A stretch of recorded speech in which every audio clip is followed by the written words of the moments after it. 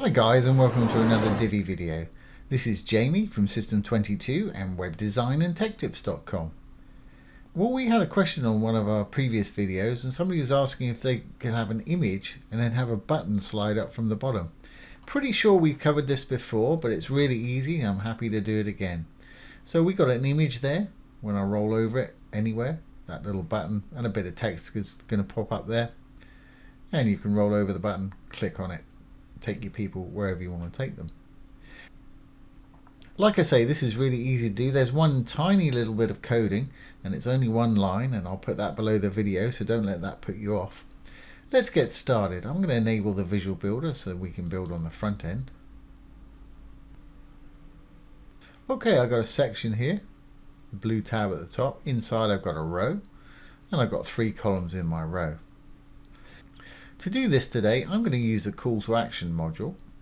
Click on there. There's all the modules that Divi comes with as standard, plenty enough to build just about any site. I could use a button module, but I'm going to use a Call to Action. That way, if you want to, you can add some text to it, and also it's easier for adding extra padding and things too. With a button module, if you add padding, it tends to make the button wider and fatter.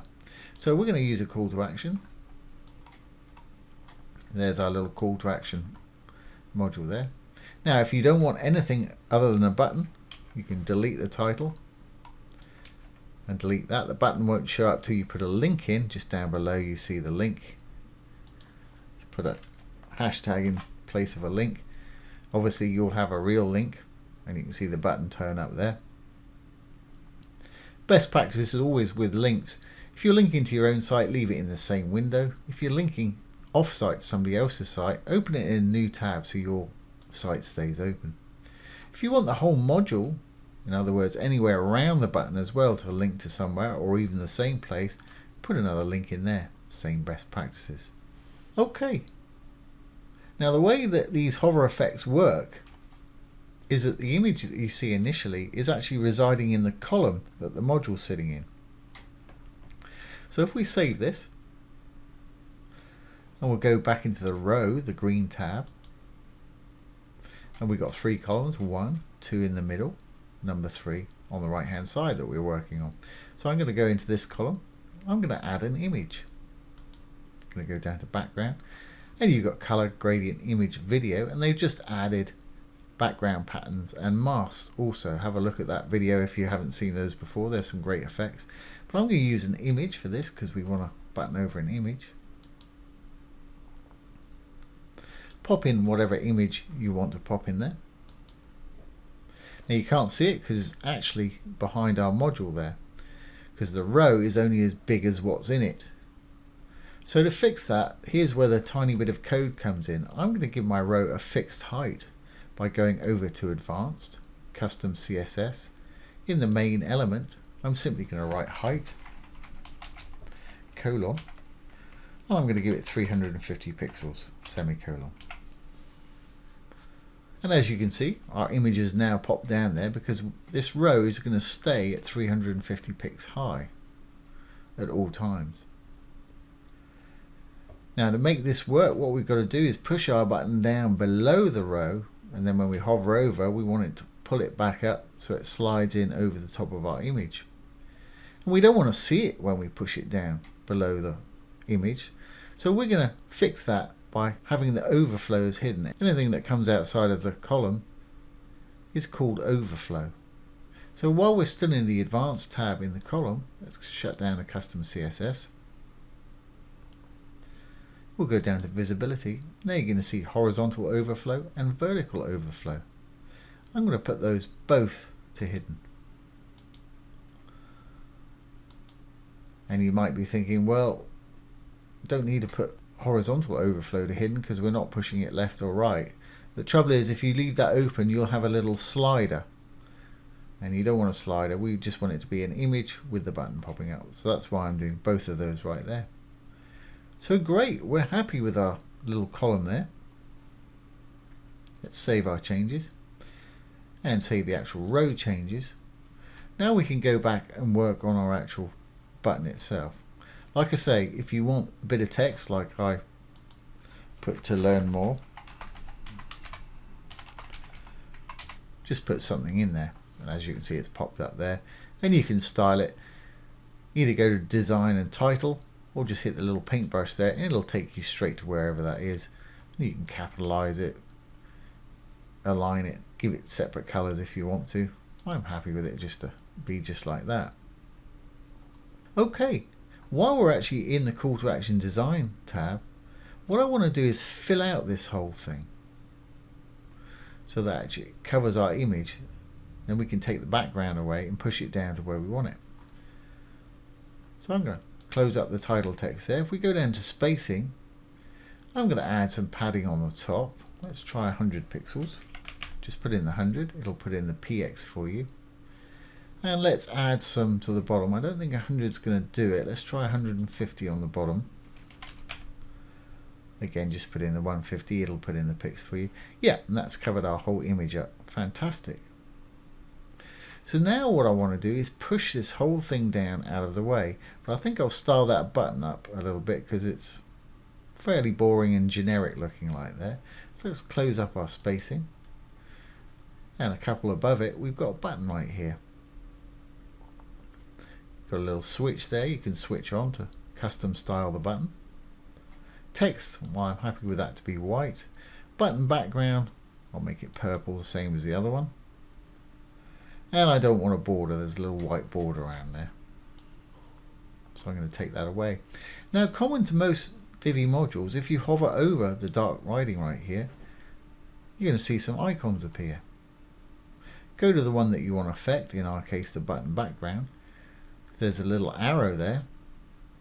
We've got a desktop state, which is when your mouse is not on it, and a hover state, which obviously is when your mouse is on it. So when we hover on it, I want it to change it to a red color. Great. We're not hovering over it, it's going to be purple.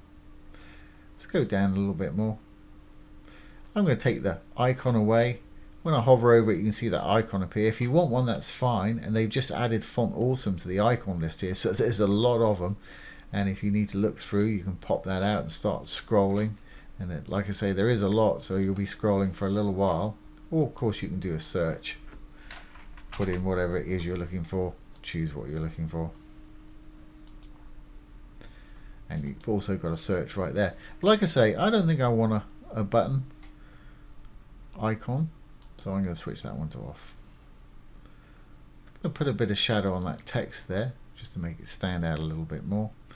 Now let's roll down. I'll give it a tiny bit of box shadow underneath as well, just to lift it off a little bit. Okay, that's great.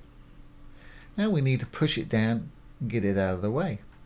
So to do that today, we're going to close up our button. We're going to go back down to our spacing. And we're going to push it down.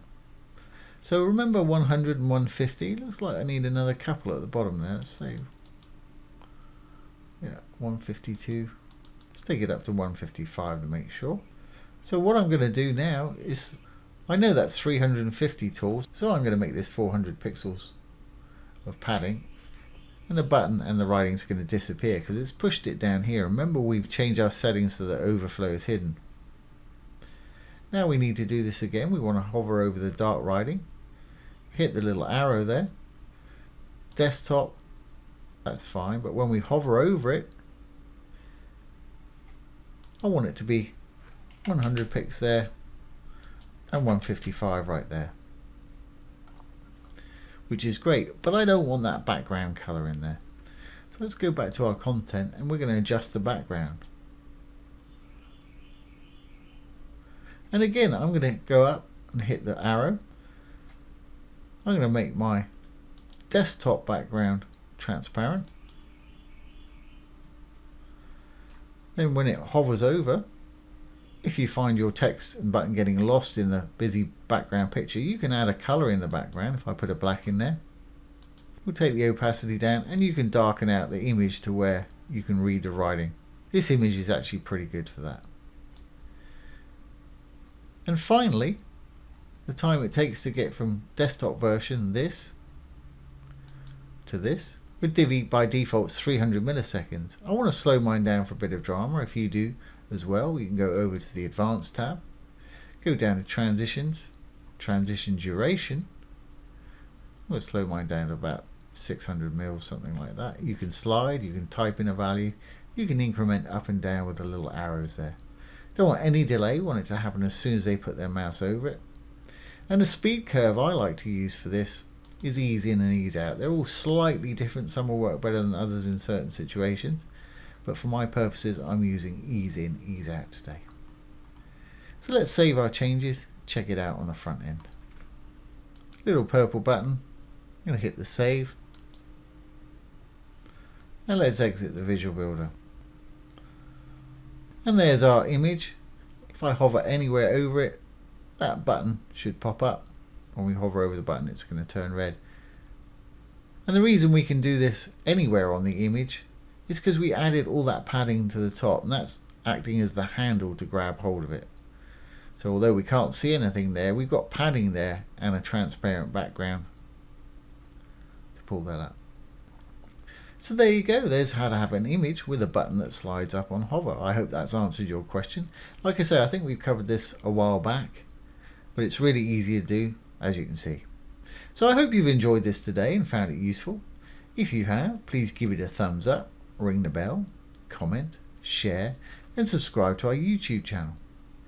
Once again, this has been Jamie from System22 and webdesignandtechtips.com. Thanks for watching.